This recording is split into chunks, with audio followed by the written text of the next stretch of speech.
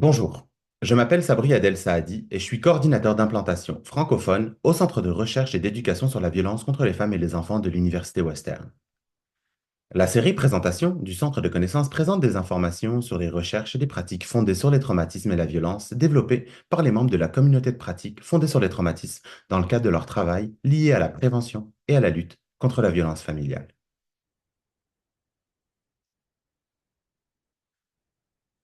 Je tiens à souligner que notre travail se déroule sur les terres traditionnelles des nations Anishinaabe, Haudenosaunee, Lenape et Chonoton. Ces terres sont liées au traité du canton de London et de Sambra de 1796 et au pacte de la ceinture wampum faisant référence au concept du bol à une seule cuillère. Nous faisons cette reconnaissance des territoires pour contrer la doctrine de la découverte et reconnaître les terres et la souveraineté autochtone. Nous reconnaissons aussi que de nombreuses personnes noires ont été violemment déplacées au Canada en raison du colonialisme colonisateur et de l'esclavage. Nous continuerons de collaborer avec les communautés pour lutter contre le colonialisme, le racisme, contre les personnes noires et d'autres formes d'oppression qui demeurent omniprésentes au Canada et qui entraînent des répercussions disproportionnées de la violence fondée sur le sexe sur les communautés opprimées. En tant que colon dans cet espace, je suis reconnaissant des nombreux avantages que j'en tire et je tiens à exprimer ma gratitude envers Mère Terre pour les ressources que nous utilisons et à rendre hommage à tous les peuples des Premières Nations, Métis et Inuits qui habitent cette terre depuis au moins 15 000 ans. Nous sommes ravis d'accueillir aujourd'hui le projet Arrêt-Compte avec deux membres de leur équipe qui sont Fernanda Camero et Laurence Gauthier. Ensemble, elles partagent un profond engagement envers le bien-être communautaire et l'utilisation de l'art comme outil thérapeutique. Toutes les deux interviennent au sein du programme Arrêt-Compte de l'organisation PEYO, où elles accompagnent des participants à travers des ateliers créatifs visant à renforcer les liens communautaires et à soutenir l'intégration ainsi que promouvoir la résilience. Fernanda Camero, originaire d'Uruguay, a une expérience diversifiée dans l'enseignement, l'art-thérapie et l'accompagnement en santé mentale. Son parcours l'a amenée à travailler avec des jeunes, des personnes en réhabilitation et des aînés, avant de rejoindre PEYO en tant que coordinatrice. Passionnée par l'art et le théâtre, elle crée des espaces propices à l'expression artistique et à la célébration de la diversité culturelle. Laurence Gauthier, quant à elle, a une expérience étendue en intervention auprès de diverses communautés, tant qu'au Québec qu'à l'international. Art thérapeute engagée, elle utilise l'art et la créativité pour favoriser l'empowerment et la guérison, en particulier en explorant des enjeux d'identité culturelle et de mémoire intergénérationnelle. Son approche humaniste et son expertise interculturelle enrichissent les projets qu'elle mène avec Peyo. Ensemble, elles apportent une expertise complémentaire en mettant l'art au cœur de leur approche thérapeutique pour soutenir l'épanouissement personnel et collectif des participants, tout en célébrant les cultures et en favorisant l'inclusion sociale. Je cède maintenant la parole à Laurence et Fernanda pour partager leur expérience et je me joindrai à vous pour la période des questions. Fernanda et Laurence, la parole est à vous. Merci Sabri pour la belle présentation. Moi, c'est Fernanda, Laurence, enchantée. Voilà, on est très contente de pouvoir vous présenter notre projet aujourd'hui.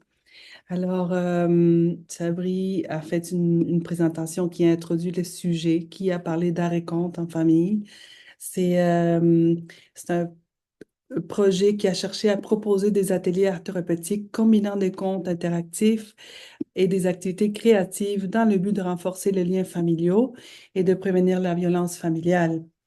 Ce projet a été initié pendant la pandémie, le projet en tel quel, mais dans un quartier qui est déjà stressé par la surpopulation, beaucoup d'immigrants, d'immigrants, de nouveaux arrivants, mais aussi de réfugiés. Donc, c'est un quartier qui vit un stress en soi. La pandémie est venue comme accentuer ce problème-là. Donc, ce projet-là est né dans ce contexte-là pour répondre aux besoins des familles. Mhm. Alors, on va parler d'abord un petit peu du projet. C'est un projet de recherche interventionnelle. Le volet recherche est en fait dirigé par Caroline Beauregard du département d'art-thérapie de l'UQAT. Et avec son équipe de chercheuses, elles ont analysé en fait les données qualitatives de la recherche et elles sont actuellement encore en train de rédiger des articles en lien avec le projet Art et Contre en famille. On ne va pas aujourd'hui s'attarder beaucoup à cette partie-là de la recherche, c'est vraiment le volet d'intervention qui nous concerne davantage. Avant de parler de l'intervention par l'art, j'aimerais brièvement parler de la structure des ateliers qu'on proposait, des ateliers art thérapeutique. On avait une série de 8 ateliers qu'on offrait aux familles, soit dans le contexte d'un groupe famille, ou soit auprès d'une seule famille à leur domicile. Donc, c'était d'une durée d'environ 1 à 2 heures. Les ateliers, on alliait le conte, les activités d'expression artistique, et bien sûr, on avait toujours les rituels d'ouverture et de fermeture permettant vraiment de garder le cadre chaleureux et sécuritaire des ateliers en raconte. Maintenant, le volet intervention, ce que je voulais mentionner, c'est aujourd'hui, on est là pour partager notre expérience, parler un peu de notre approche interculturelle et aussi de la richesse de l'expertise de notre équipe. On a eu des art-thérapeutes, des musicothérapeutes, des dramathérapeutes et des danse-thérapeutes au sein de l'équipe dans le cadre de cette recherche, ce qui est venu vraiment enrichir notre intervention et notre bagage. Et c'est ce qui a mené également à la rédaction d'un guide d'intervention art et conte en famille qui sera disponible sous peu et qui sera mis sur le site de Knowledge Hub, accessible à vous. Alors, on va poursuivre peut-être avec les impacts, Oui, Fernanda. oui, on va changer le Voilà. slide. Voilà. Donc, l'impact majeur de ce projet a été le renforcement des relations familiales. Les activités créatives ont permis aux parents et aux enfants de mieux se comprendre et de renforcer leur communication émotionnelle. De nombreuses familles nous ont raconté qu'elles ont senti une diminution du stress familial, un meilleur sentiment de connexion et une atmosphère plus harmonieuse grâce à l'expression artistique. Ça a aussi amélioré la résilience des familles, parce que ça leur offrait des outils concrets pour mieux gérer les difficultés au quotidien. On explorait différents contes qui avaient à voir avec la réalité de cette famille pour les aider à trouver une solution. Parce que notre projet se base sur ce qu'on peut trouver de positif et des outils en solution plus que le problème en soi.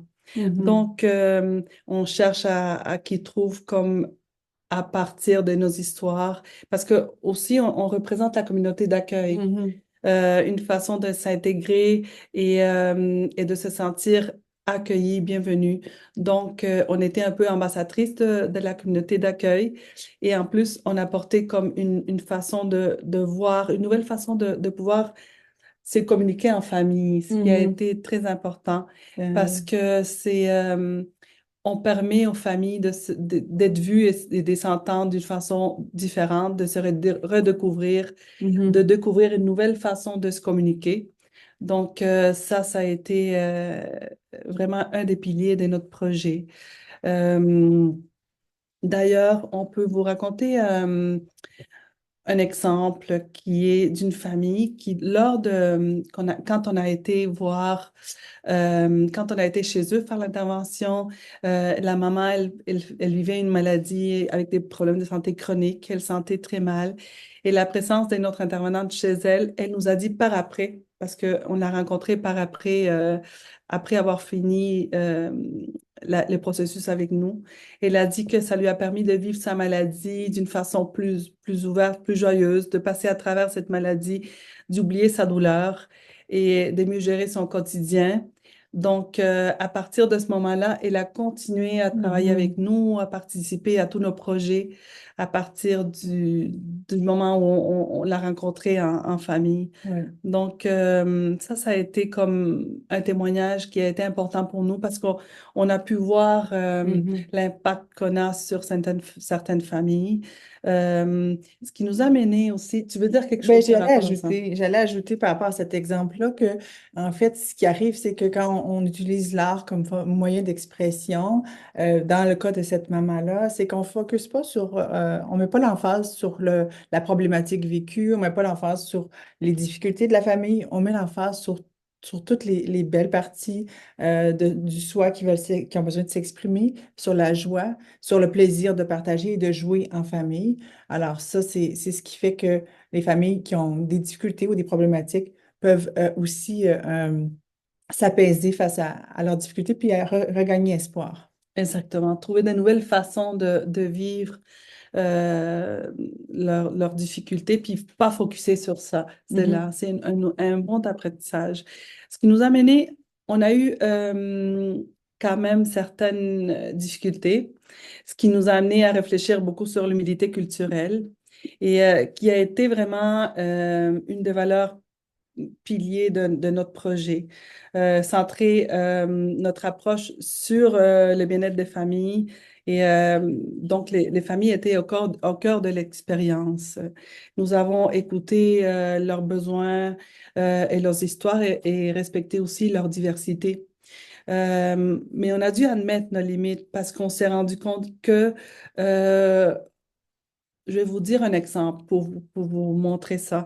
On travaille avec un groupe de familles d'Asie du Sud et, on avait des expectatives, on avait planifié nos ateliers et on pensait que les choses devraient se faire d'une façon, que les mamans allaient se comporter d'une façon déterminée. Donc, tout notre atelier était beau, bien planifié. Et quand on arrive à la réalité du groupe, on s'est rendu compte que les mamans euh, agissaient pas comme nous, on pensait qu'elles allaient agir. Donc, Il y avait vraiment un laisser aller les enfants. oui, Les enfants étaient laissés oui, eux-mêmes. les enfants avaient beaucoup de liberté d'action. Et ce qui nous a on s'est dit, mais ces mamans sont des bonnes mamans, pourquoi elles agissent pas de la façon dont on veut qu'elles s'agissent? Et c'est là qu'on s'est rendu compte que on avait des biais culturels, qu'on pensait que le maman allait se comporter d'une façon qui n'était pas le cas. Ce qui nous a mené à beaucoup réfléchir, à beaucoup écouter les familles. On a aussi demandé de l'aide à une de nos collègues qui vient de cette communauté, qui fait partie de cette communauté. Et elle nous a expliqué que dans un contexte de groupe, pas nécessairement la maman va prendre soin de son enfant, sinon c'est un prendre soin groupal. C'est Mhm. comme on avait Le dit, là. dicton, là, ça prend un village pour élever un enfant. On ressent beaucoup ce dicton-là qui est concret dans beaucoup de cultures, alors que dans notre société, c'est beaucoup moins présent. Le village est beaucoup moins présent. Mais dans le contexte groupal, on voyait que c'était vraiment tout le monde devenait le filet de sécurité pour les enfants. Donc, ce nouveau éclairage dans notre approche nous a permis de mieux comprendre leur réalité, de mieux nous adapter, parce qu'on on voulait pas que notre intervention soit des interventions imposées. On voulait vraiment que nos interventions se fassent, elles soient vraiment organiques, dynamiques, que ça fasse partie, comme on puisse la co-créer ensemble, parce que la dynamique de notre atelier est vraiment de la co-création. On propose des histoires, mais aussi on est à l'écoute. Donc, Mhm. ce travail constant de remise en question a enrichi beaucoup nos ateliers, mais aussi a enrichi beaucoup notre perspective en tant qu'intervenante. Mhm. Mhm. Donc, Oui, si je peux me permettre, oui, oui, Fernanda, bien sûr. en lien avec ça, ce qui nous a aidé, c'est vraiment des rencontres d'équipe où on pouvait discuter, qu'on pouvait parler ouvertement de nos chocs culturels pour mieux les approfondir, les comprendre et ainsi trouver les bonnes stratégies d'intervention qui allaient fonctionner avec ces familles-là. Puis on n'est pas là en tant que posture d'experte, on est là vraiment pour valoriser les savoir-faire de ces familles, les forces de ces familles-là. Il faut dire aussi qu'on avait commencé par nous, parce que nous, on vient d'une culture différente. On a étudié dans deux cultures différentes, toutes les deux, et on avait des approches différentes. Oui. Donc, en réalisant les ateliers, en le planifiant, on a dû vivre ça entre nous. C'est que ça nous avait comme prédisposé à avoir cette flexibilité-là Mhm. à accepter cette diversité. Euh, mais ça exige un engagement actif pour apprendre à écouter et à Mhm. adapter nos pratiques. C'est un processus qui est vraiment un processus continu, Mhm. mais très enrichissant. Mhm. On passe à la prochaine Oui, donc maintenant. je vais parler ici des défis qu'on a et des réussites aussi, parce que les défis, oui, ils ont été confrontants, mais ils nous ont permis de, comme disait Fernanda, de nous questionner sur notre approche d'intervention. D'abord, c'est sûr, le défi linguistique et culturel, les barrières linguistiques ont été un défi pour arriver à une compréhension mutuelle et une bonne communication. Bien sûr, comme on utilise l'expression non verbale et artistique, on a pu focuser dans certains groupes, dans certains contextes familiales, sur l'expression non verbale et artistique. Donc, par exemple, dans le conte, d'utiliser moins la narration, mais plutôt le gestuel, le non-verbal. On a aussi, en fait, la chance d'avoir une équipe bilingue, même trilingue. Donc, on a fait des interventions en français, en anglais et en espagnol. On a eu l'aide de la traductrice pour les langues d'Asie du Sud, donc Urdu, Hindi, Punjabi. Ça a été très aidant pour certains de nos activités en récolte en famille. Un autre défi qui a été le défi de compréhension des outils méthodologiques, parce qu'il y a eu, bien sûr, j'en ai pas beaucoup parlé, mais avant les séries d'ateliers, il y avait les pré-tests et les post-tests qui étaient réalisés. Et les questions de la recherche et les types de questions de la recherche et l'échelle de mesure n'étaient pas toujours adaptés culturellement. Pour certaines familles, c'était très difficile de connecter ou de comprendre. C'était loin de leur réalité. Donc, on a décidé comme intervenante que, bon, bien sûr, les familles n'avaient pas à remplir à toutes les questions, mais on mettait l'emphase davantage sur les données qualitatives de ce qui émergeait pendant nos activités. Oui, parce que ça a vraiment été un bon apprentissage que des fois, les questions qu'on fait ou les réponses qu'on leur donne le choix de faire, de choisir, ne sont pas adéquates à leur culture, fait qu'ils comprennent Mhm. pas le sens. Et ça a été un bel apprentissage de Mhm. notre côté. On a eu aussi des défis de gestion de groupe. Tantôt, on parlait d'un groupe famille où il y avait les enfants étaient laissés à eux-mêmes. Je donne un exemple, par exemple, des enfants qui se sont mis à grimper sur les tables. L'enjeu de sécurité est venu en compte. Et là, on s'est dit, ben, on doit trouver des solutions et des solutions créatives, telles que, par exemple, on enlève les tables, on met des tapis sur le sol et on fait le processus de création au sol. Les mamans et les enfants ont changé totalement d'attitude. Aussi, il n'y a pas juste la disposition de l'espace qui a permis de changer positivement l'intervention, mais également les matériaux. En utilisant des matériaux sensoriels comme la laine, le bois, les matériaux naturels, on voyait tout ce qui était plus artisanal avait une résonance culturelle plus importante et plus enrichissante pour les familles avec lesquelles on travaillait. Oui, il y avait moins de stress que se confronter à des crayons ou Oui, d'autres outils. Oui. c'est vrai, parce que par exemple, une feuille, un marqueur, on voyait que les familles étaient dans la performance, dans Oui. qu'est-ce que je dois dessiner, qu'est-ce qu'on s'attend de moi, Oui. alors que quand on est dans les matériaux sensoriels, on était totalement ailleurs. Le défi de participation, ben ça, c'est tout simple. On a juste maintenu des communications constantes, continues par courriel et par téléphone pour assurer que les familles reviennent. Mais ce qui a été le plus grand facteur qui a fait que les familles revenaient à chaque semaine aux ateliers, c'est bien sûr le sentiment d'appartenance qui se créait entre les familles dans les liens. Ici, on parle bien sûr davantage des groupes familles que de familles à domicile. Donc, le mot d'ordre, en fait, de nos interventions a été la flexibilité, l'adaptabilité aux familles. Donc, de mieux comprendre leur réalité, de mieux comprendre leurs enjeux. Puis, nous aussi, c'est venu enrichir notre travail d'intervenante. Oui, on parle ici beaucoup de groupes de famille, mais à domicile, c'était aussi la même chose. Mhm. L'intervenante devait s'adapter à l'espace, à la réalité de chaque famille, même au niveau de langage, au niveau de l'espace, au niveau... Fait que ça a été vraiment la flexibilité, c'est vraiment, s'il y a un mot qu'on peut choisir, Oui. c'est vraiment celui-là. Oui. Mhm. Mhm. Bien sûr.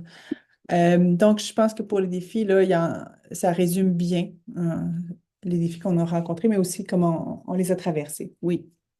Donc, on va parler des impacts communautaires et perspectives futures. Oui, oui, voilà. Donc, vraiment, ce projet nous a permis de tisser un réseau social, de briser l'isolement, parce que en allant chez les familles et en faisant des groupes de familles, leur a permis de se rencontrer. Il y a eu plein de petites histoires, comme ton enfant est plus petit que le mien, j'ai des vêtements à donner, je te donne des échanges de l'aide, de l'entraide. Ça a été très bien, super de voir comment se tissaient les liens entre les familles. Et ça a développé un sentiment d'appartenance à la communauté, au Mhm. quartier, ce qui a été très important. En même temps que nous, on développe aussi le sentiment. Ça devient comme un réseau vraiment tissé serré. Et aussi, à Récolte, oui, Excuse-moi excuse-moi de t'interrompre, Fernanda, mais j'aimerais ça ajouter parce que c'est vrai qu'on parle beaucoup du groupe famille parce que Fernanda et moi, on a beaucoup animé de groupe famille, mais dans le contexte des interventions à domicile, ce qui était merveilleux, c'est que les parents étaient valorisés vraiment dans leurs compétences parentales.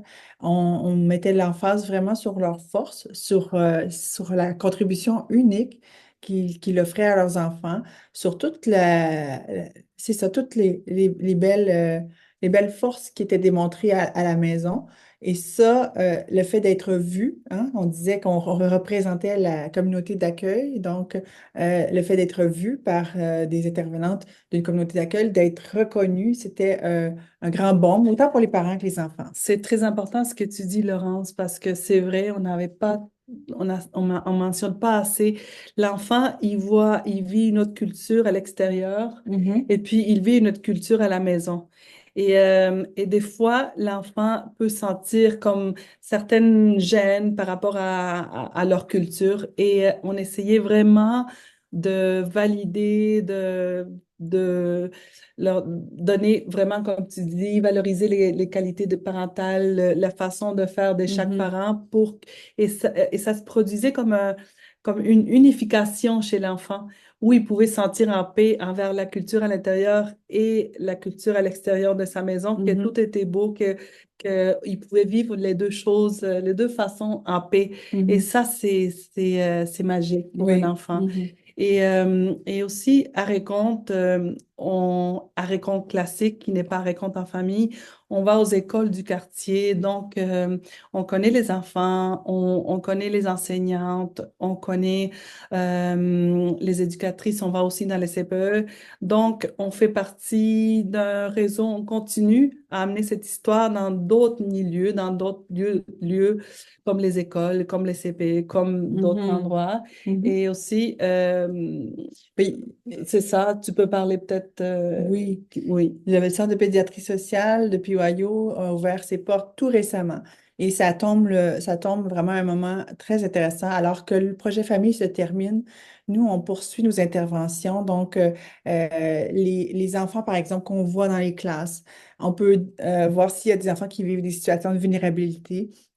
S'il y a des enfants qui ont des difficultés au niveau de leur fonctionnement au quotidien, il y a des référencements qui peut se faire au Centre de pédiatrie sociale de PYO de la part du personnel scolaire, mais également de notre part comme étant également des intervenantes communautaires par là. Donc, on peut vraiment permettre à ces enfants-là qui ont des besoins plus importants d'être accompagnés, de pouvoir avoir des suivis, dont l'art-thérapie, la dramathérapie, entre autres, comme service au Centre de pédiatrie sociale, en plus, bien sûr, de le médecin et la travailleuse sociale qui sont là pour soutenir la famille dans leurs défis. Donc, on continue également à Récolte d'être très actif au niveau de collaboration avec d'autres organismes, des partenariats. Par exemple, dans le cadre d'un projet spécial, on avait fait un projet intergénérationnel avec des aînés et des familles. Donc, on continue à créer des liens entre les différentes communautés dans le quartier ici. Et c'est vraiment en s'associant également avec d'autres organismes que c'est possible d'être réalisé. Alors, on est déjà rendu à la conclusion. Oui. Ce projet a offert aux familles immigrantes et réfugiés un espace de création. Je lis un peu parce que c'est vraiment, ça montre vraiment ce que c'est notre projet, la communication, des connexions en soi et aux autres. On utilise l'art et les contes comme outils d'expression. On favorise l'intégration de différentes parties de nous et l'intégration des différentes expériences de vie en soi. Et c'est vraiment, c'est un privilège pour Mhm. nous, c'est un honneur, c'est une joie, c'est quelque chose que je remercierai pas assez de pouvoir vivre et faire partie du pouvoir de l'art pour renforcer les liens familiaux, pour Mhm. nous aider et aider la communauté aussi. Mhm. Je trouve que avoir fait partie et faire partie d'un projet comme ça, c'est une grande opportunité pour nous. Mhm. Oui, c'est très riche en apprentissage. Alors, si vous voulez bien, on serait rendu à la période de questions, de commentaires. Vous pouvez, ça nous fera plaisir de répondre à vos questions. Merci beaucoup pour votre présentation, Laurence et Fernanda. Vous avez vraiment pris le temps là de nous expliquer l'intérieur du projet, les défis que vous avez rencontrés, les impacts qu'il y a eu autant chez les familles que sur les intervenants, que sur la communauté. Fait que merci beaucoup. On a plusieurs questions qui ont été posées par notre auditoire. Alors, on va commencer euh, par cette première question. Euh, est-ce que vous avez eu à intervenir dans des situations où est-ce que l'éducation des enfants dans l'autre culture, elle n'était pas conforme aux droits, aux valeurs et à la culture du Canada? Puis si ça vous est arrivé, comment est-ce que vous avez abordé ces questions-là?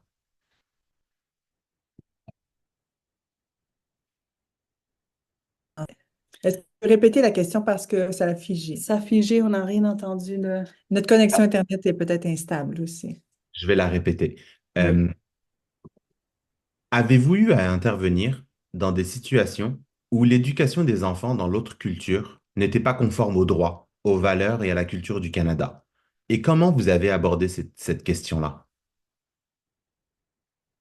Ou de intervenir dans des moments où la culture... Est-ce que tu peux répéter, s'il Oui, te ça plaît? Je l'a encore m'excuse. figé. Je pense que c'est moi qui est en train de... OK. Alors, euh, avez-vous eu à intervenir dans des situations où l'éducation des enfants dans l'autre culture n'était pas Oui. conforme aux droits et aux valeurs et à la culture du Canada? Mhm. C'est une bonne question. On a eu à réfléchir à savoir si par exemple, on avait des doutes par rapport à une possible présence de violence au sein de la famille. On a eu à réfléchir sur comment on interviendrait, hein, parce que, bien sûr, c'est des questions éthiques qu'on s'est posées par rapport à ces enjeux-là. On n'a pas eu à faire, par exemple, euh, de, de démarches au niveau de la protection de la jeunesse. On n'a pas eu à faire ça du tout. Mais on s'est posé les questions que si ça arrive, qu'est-ce qu'on fait? On doit aborder ça en équipe. On doit vérifier un peu là, comment, en fait, avant euh, d'amener la protection de la jeunesse dans une famille, comment on peut soutenir la famille autrement si jamais il y a des enjeux au niveau de ce qui se fait, ce qui se fait pas, parce qu'on sait que dans beaucoup de cultures, les façons d'éduquer les enfants sont très différentes. Et ce qu'on voulait surtout, c'est ne pas invalider leur façon de faire, mais de voir comment on peut s'assurer du bien-être de l'enfant d'abord et avant tout. Hmm. Merci beaucoup pour Je ne sais votre... pas si ça répond bien. Je pense que ça répond. On a une autre question, et puis je pense que ça va être la dernière. Euh, une personne qui a participé dit, je trouve votre projet à Raconte en famille particulièrement inspirant, notamment dans sa capacité à renforcer les liens familiaux à travers la créativité et la narration. Étant moi-même impliqué dans le soutien psychosocial en contexte post-conflit, à l'est de la République du Congo, je me demande quel type de ressources matérielles, humaines et financières ont été essentielles à la réussite de votre projet. Puis si vous avez des recommandations sur la manière dont ces ressources pourraient être adaptées à un environnement où les besoins psychosociaux sont importants, mais où les ressources restent limitées. Hmm. Ça, c'est intéressant, Oui, oui. Fernanda. Nous, dans notre cas, on a des subventions par rapport au projet qu'on fait. Si on a peu de moyens pour euh, vraiment, on peut s'adapter à peu de moyens aussi, parce que les histoires, on peut les faire avec des tissus. Et aussi, la partie en art, on peut s'adapter avec n'importe quoi qu'on a disponible. Mhm. Euh, c'est vraiment, je pense, moi aussi, j'ai vécu dans un pays, j'ai fait de l'art-thérapie dans un pays où, des fois, je travaillais dans des endroits où il n'y avait pas de ressources, puis j'ai dû m'adapter à ça. J'ai Mhm. parlé souvent avec Laurence sur ça, et on s'adaptait avec les matériaux qu'on trouvait, qu'on pouvait avoir. Donc, il y a moyen de l'adapter, je Mhm. pense. Nous, Oui. on a eu de la chance dans le cadre du projet famille parce qu'on a eu, comme je disais tantôt, la chance de pouvoir engager plus d'intervenantes, donc issues du domaine des thérapies par les arts, danse thérapeute, musicothérapeute, dramathérapeute et art thérapeute. Cette expertise-là qu'on a eue était une chance unique parce que justement, on a pu développer des outils accessibles à tous et des outils qui permettent vraiment d'intervenir tout simplement avec la présence. Exactement, parce que des fois, le centre de l'intervention, c'était le mouvement. Et avec un petit peu de musique ou pas de musique du tout aussi, on peut faire beaucoup de choses. Fait que c'est vraiment, nous aussi, on doit faire preuve de beaucoup de créativité. Donc, le travail n'est pas, on amène quelque chose chez les familles, sinon ça va et ça vient. On doit créer en même temps des outils et ça se nourrit. C'est comme une roue. On Mhm. fait partie de la même chose.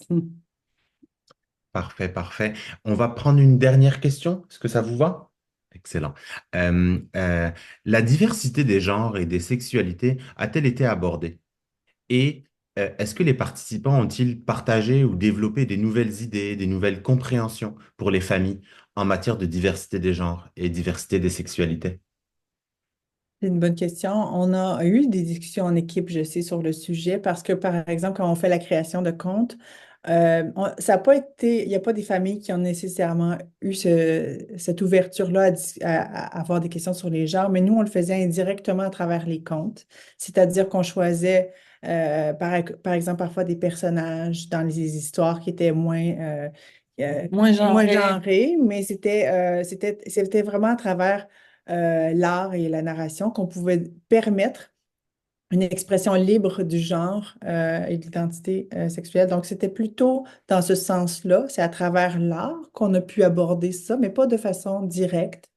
À travers l'art, on a pu montrer, par exemple, la possibilité pour un petit garçon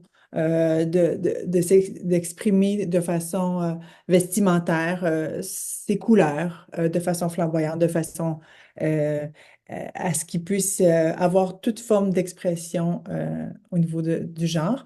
Mais c'est vraiment plus par le biais de l'art, par le biais des contes qu'on a pu aborder ça. Des fois, nos personnages avaient un nom non genré, indéfini, pour donner comme cet espace-là aux familles, de se sentir identifiées s'il y avait l'occasion de le Mhm. faire.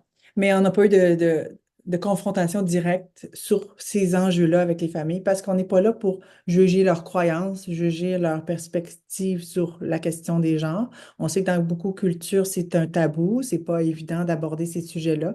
Donc, pour nous, c'était plus pertinent de l'aborder à travers l'art. Oui, on offrait cet espace. Sans le dire, on montrait comme cette voix, si jamais, Oui, parce cette liberté, on va dire, que d'expression. c'est ça, parce que l'espace était vraiment un espace de non-jugement. Donc, on n'était pas là pour leur dire qu'est-ce qui était la bonne façon de voir les choses dans les questions de genre. Mm. C'est excellent, excellent. Merci beaucoup pour cette réponse détaillée et encore merci d'avoir pris le temps là de venir nous présenter Compte et de vraiment toujours là s'assurer de vous concentrer sur les forces et sur les choses positives. Je pense que c'est ça vraiment là qui fait la différence puis qui rend le projet très inspirant. Fait que, Mhm. c'est tout le temps que nous avons pour aujourd'hui. Un grand merci à nos deux présentatrices, Fernanda Camero Merci. à Laurence, ainsi Merci. qu'aux interprètes Sylvie de se joindre à nous aujourd'hui et à tous les participants du webinaire. À bientôt. À bientôt. Merci beaucoup tout le monde. Merci Merci. Merci à Sabine, vous. Au Sylvie. Au revoir. revoir.